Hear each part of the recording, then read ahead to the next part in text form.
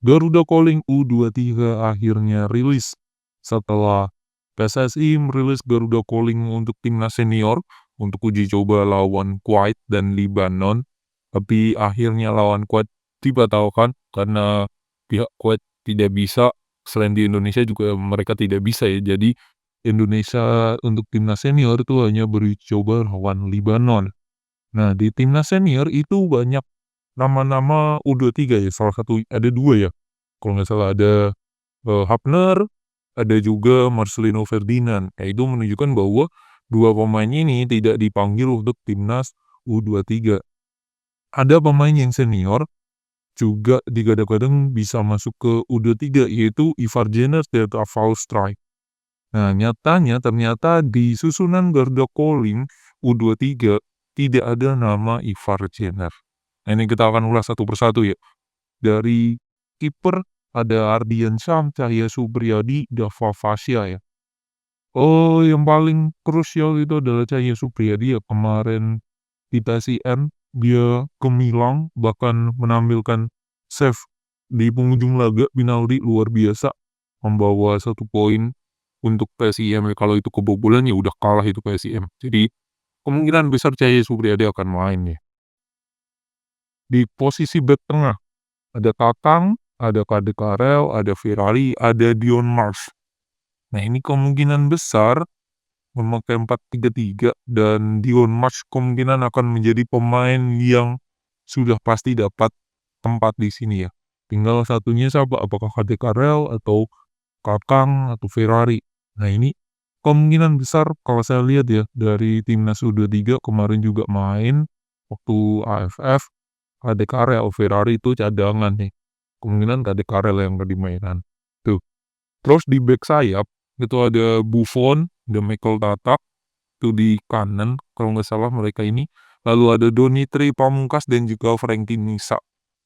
Kalau lihat susunan back sayap ini, Donitri pasti ya posisi kiri, kanannya ya kemungkinan besar ya Buffon. Tuh, kalau saya lihat itu. Ya mungkin Frankie Nisa dan Michael Tatak ya bisa jadi backup dan bagus ya keduanya. Oke, di tengah ada Toni Firmansyah, Zanadin Faris, Robi Darwis, Arkan Fikri, Ananda Raihan, dan Raihan Hanan. 3 pemain yang akan ditaruh di sini kemungkinan besar oleh Vandenberg. Ya, pelatihnya siapa saya juga tidak tahu.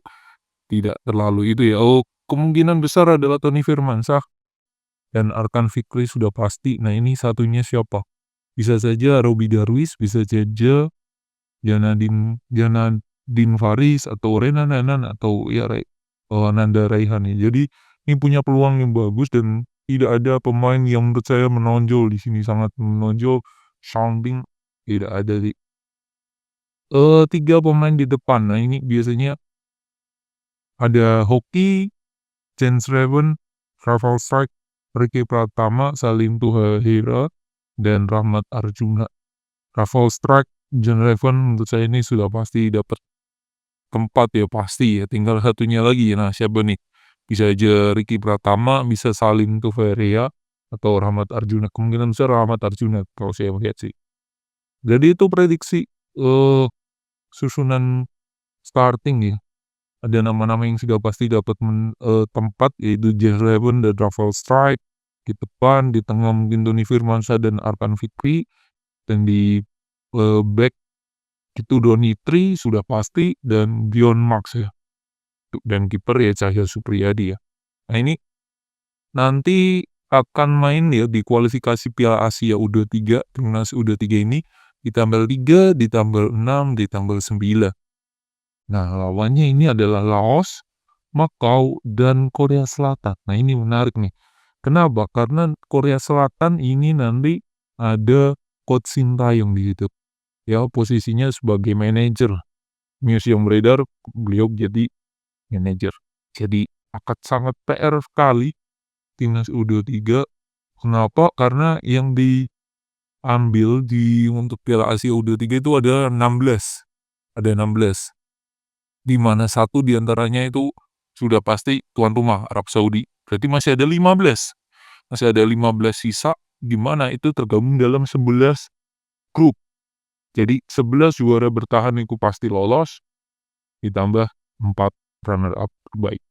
Jadi pas 15 tambah 1, 16. Jadi itu PR-nya akan makin berat karena ya harus melawan Korsel di akhir pertemuan ya. Kalau Laos Makau menurut saya udah pasti menang lah, harusnya menang dan banyak gol. Nah itu bisa menjadi poin, bisa menjadi bekal untuk timnas bisa lolos menjadi runner up terbaik. Kalau lawan Korsel dengan kondisi sekarang, nggak yakin sih, nggak yakin bisa menang. Bisa imbang itu sudah sangat luar biasa.